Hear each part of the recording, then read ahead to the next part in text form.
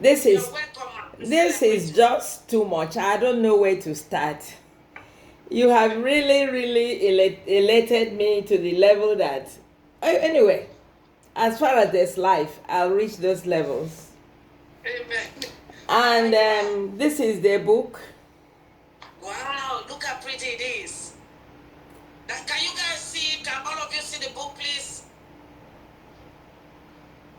Well, the book is available on Amazon and other. Yeah, you can hold it now. You can hold it now. The screen is Okay. light for you. Yeah, there you go. Can you all see the books? Yes. This is the only book I sat at the back. And one thing to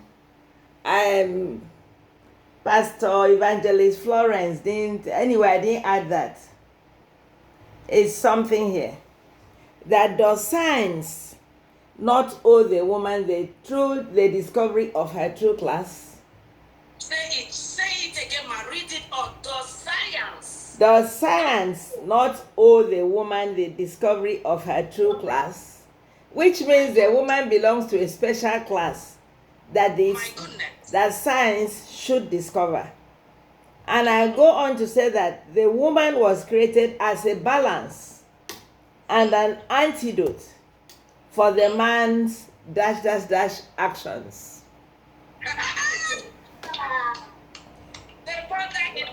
These are the risk taker. I am privileged, ma, to and see then your counsel.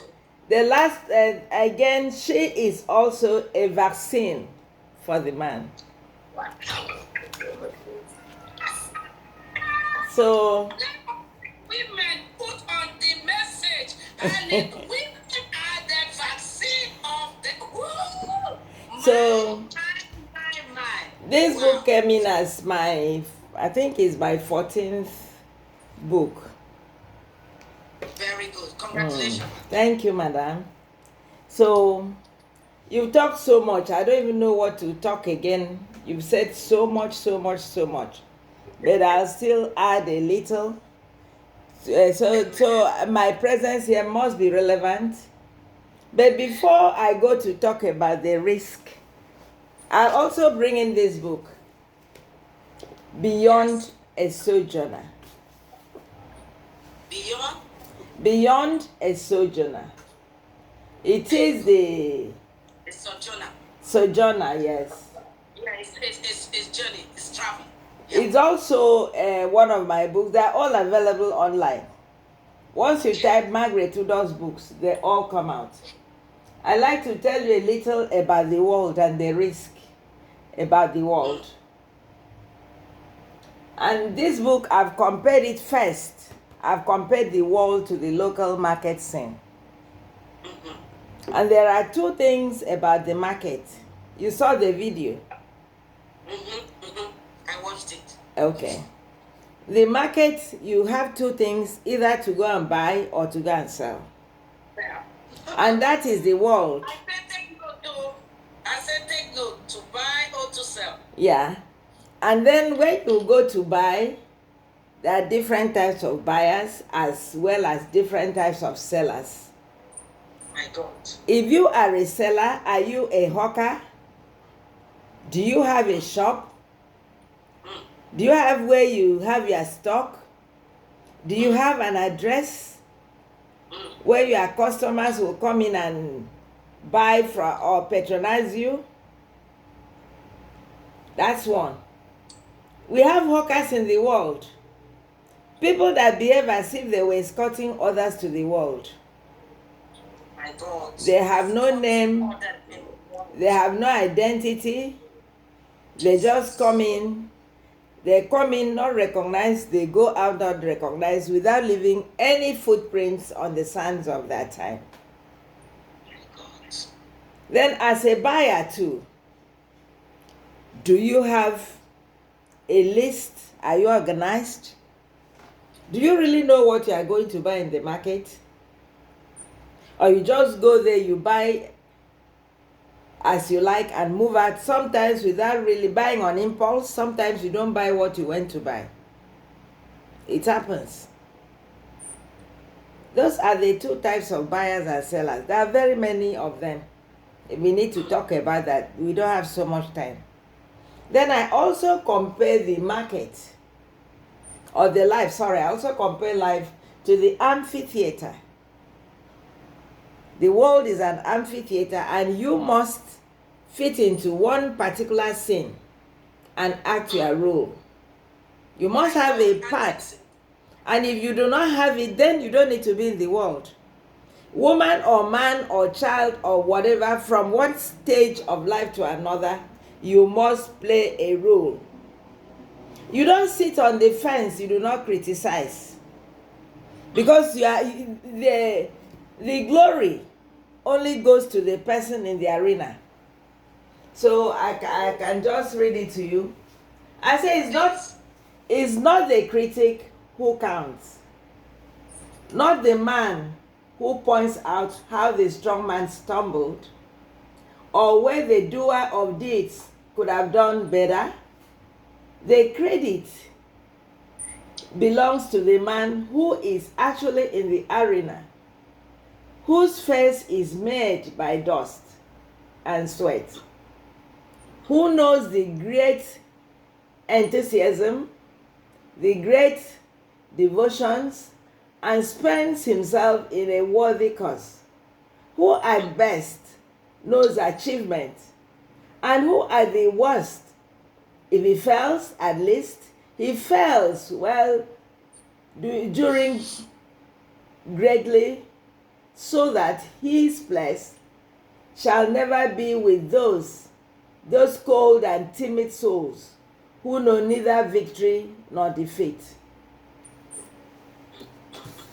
That's the world. Some people sit on the fence. I say, don't sit and watch the flow. Jump into the arena, play a role in one of the scenes. Do not escort people to the world. Then the third comparison of the world, I compare it to the tunnel, where the hunter has his light on his forehead. That light is like your vision, and it's only you that can see with that light. The person behind you, except that person will be holding you, the person cannot use your light. And you must also know that the stretch of the tunnel, you don't know. What I mean, you don't know how long you live in the world. You don't know how long that opportunity will wait for you. So you have so many risks to take. So you don't know the gauge of the oil that will take you to the end of the tunnel, because without getting to the end of the tunnel, there's no light. So how much are you prepared to move through the tunnel? And a lot of people say, it's in the pipeline. There is no light in the pipeline. Bring it out of the pipeline. Let it see light. When you have visions in the pipeline, they never come out. Please bring out whatever you have from the pipeline. I keep telling people. And don't be scared, because the idea is first formed in the head, in your heart. When you bring it out, the second phase, it thrives. Because the vision in Habakkuk, I think Habakkuk, is it 2:5 or whatever, or the other way around? That bring it out so that people will see it and run. Write it down as it appears. And there's no vision that is not written down. Because you must, if you have a dream, you must write down everything. Because if you don't write it down and you don't do it, then others will not see it to continue. So I have so far I have 16 books. This book is 300 and something pages, but it's a very interesting book. Beyond a Sojourner is guidelines for the groom. Everybody is the groom, not only the child. Everybody grows. As far as you're in the world, you grew. You grow. Then the second part of it, which I'm still writing, is called A Walk from Evening to Midnight. The book came when I thought I had finished with my big books. I was told, no, you haven't finished. That you started from infancy, from pre-conception. You started telling mothers what to do to give birth to normal children. Because it's more difficult, it's even difficult to bring up a normal child. Then what of the ones with abnormalities? My God. So that book, Parenting Bedrock, it's also 300 and something pages. Parenting Bedrock. Yes, they are all online, which I have taken time to break down everything to do to bring up a holistic child, a child that will fulfill his or her purpose. Yes. Up to leadership upbringing. Like in Africa, why do we have bad leaders? We do not teach our children leadership, which go into things like this decision making, common sense, independent mindset, and so on and so forth. We do not discover our children. So I've taken time to write 7 parenting books. I have parenting milestones. I have Parents Companion volumes 1 to 4. I'm going to read a little on the adolescent brain on the volume 2 that talks about discovering the adolescence when it comes to risk taking. And then the volume 4 is competition between marriage and parenting. So those 4 plus the other 3 made them 7. Then I've also written this recently, The Female Diary. Everything that happens in the woman's body from birth to, from premenses to menopause. Some people say it has too many information. I said no. Our children need to know these things so that sexual abuse will reduce. Because most of these things happen because of ignorance. Correct. So I think I always have too many things to talk about. Let me go to what I came to do today. Unfortunately, 10 minutes. It's okay. I'll try to say a little that I have to say. But you took too much of our time and said too many things. I nearly got up and left. It's okay, Mommy. You don't have to. Okay. Slow. So I think life, as you said, is a risk. Why do I say life is a risk? Every action in life is a risk. It's only the grace of God that makes us to live through the days. There was a day I sat on the street waiting to get something, and I saw these big trucks passing. And even before I reached that place, so many of them would have carried me along. Then I said, that we don't really appreciate God. That there is so much risk in this life, and it's only God that is keeping us. Amen. When you wake up, when you lie down at night, there are so many things that can kill us. Say it. So many things.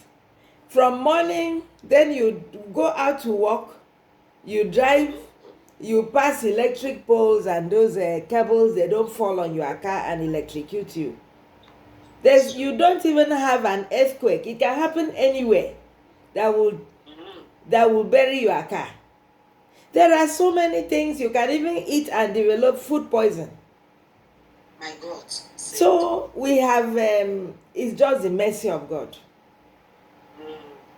Because even in domestic issues, there are so many things that will take our life. But God has been faithful. Then I will define my risk as an action that results in negative outcomes. Right. Those outcomes can be physical, mental, social, emotional, economical, and every other. People that deliberately indulge in such actions are called risk takers. So, as I said it, if you do not take a risk, and as my sister said before, or my daughter, or whatever I like to call you, Yes, mom. It's okay. life is a risk. And once you are in life, you must take those risks. I was a teacher. I left work in 1993. I was then on level 12 going 13, what they call principal mistress. Then I just looked at the way teachers were treated, so I went and just put in my papers to withdraw. Everybody was angry. No, you cannot do that. You are still young, this, that. I said, I don't belong to that place. So, I believe that God has more for me than they have there. I cannot do it. And they refused to work on my papers at the ministry. They said they will only that I'm too young. I said, I feel I want to leave this work. 93, my colleagues left 2 years ago. But since I left, I haven't regretted any. I don't have any regret. amen. I've not made so much money, but I've made so much impact. I've been able to discover who God wanted, who God wanted me to be. Because unfortunately for us, most of us do not discover our children. And that generation, they didn't discover children. Even now, it's even worse now because people are so busy.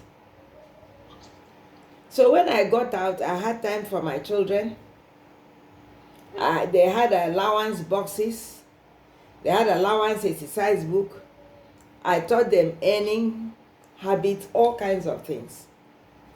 And I thank God that my children, they say Nigeria is very tough. None of them want to work anyway. They're on their own. And even before they're not too young. Some of them will soon be 40, some this year. But in their 30s or late 20s, they started living in their own houses in Abuja. You know what that means? Even this house I'm sitting here was built by my children. So, risk is a very good thing if you can calculate it well. Yes, you need to calculate it well. Yes. If you do not calculate it well, it may not work out. So God must be in it. And you must walk according to your vision. You must listen to God and walk according to your vision, because sometimes we are in a wrong vocation completely from God wanted us, from what God wanted us to do. And then to move to that right direction, you think is a risk. So as far as you walk with God, He will always direct you well.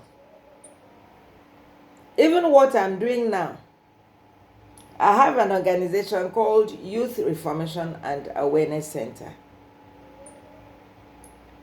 I was doing my master's in learning psychology then. I'm a psychologist, learning and positive psychologist.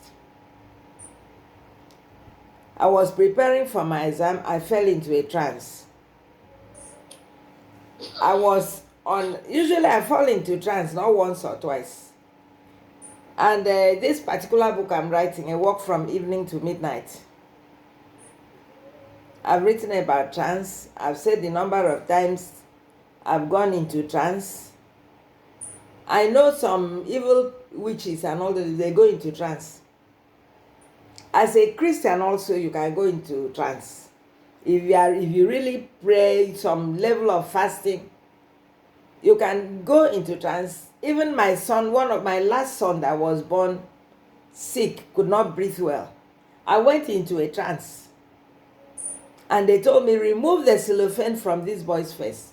He's not asthmatic. His face is covered with cellophane. And I started arguing. They shouted at me in that trance. I started scratching his forehead when the waterproof came out. I came back to life. Till today, that boy is normal. Women have a lot of... Women are co-creators with God. This is what we should Holy know. Spirit. Yes, this is what we should know. So this book I'm writing, that they told me you've not done enough. As you started from birth, you must end with death. You have taken, because this Beyond a Sojourner takes you to the evening of your life. Then the question was, how do you then, after you've accomplished everything in life, how do you prepare people to meet their Creator? Because you must prepare to meet your Creator. So I said, if I write a book and say, prepare how to meet your Creator, prepare how to die, you understand? Nobody will buy that book. Nobody will buy that book, man. Meanwhile, this is the root of everybody. It's an inevitable end for everybody. But nobody will buy the book. So, as I was thinking, I hear these things physically. What I'm trying to tell you is that you are women of vision. You are women of destiny. You do not walk outside God, you will not succeed. Amen. God is the one that has your purpose in his palms.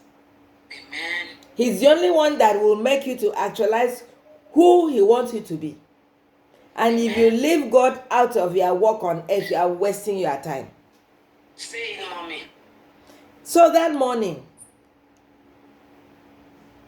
I started thinking, which has made the part of introduction of that book I'm writing. They told me, I just heard that people do not know when they sleep. Neither do two people deliberately sleep at the same time. But they can wake up at the same time. Wow. You can have a very big noise now. Two of you can wake up. You get what I'm saying? But people do not deliberately sleep. I say, okay, my sister, go in, let me go. Even husband and wife, we are going to sleep 8:45. Can never happen. So they say that it is the same thing with death. My God. So that's how the book started. Then I started thinking that you've started this walk in the morning to the evening. And then at midnight you should end this walk. So that's how the title comes, A Walk from Evening to Midnight. What a book. I must read it. But you'll understand it better if you read Beyond a Sojourner. Yeah, both of them. So that is the book. That book has a lot about it. So everything I've done in life, I do it. I don't make any decision. I have to ask God, should I do it? I wake up most mornings. I like when my husband was alive, he'll ask, what do you intend to do today? I said, I don't have any plans. It's what the Almighty wants.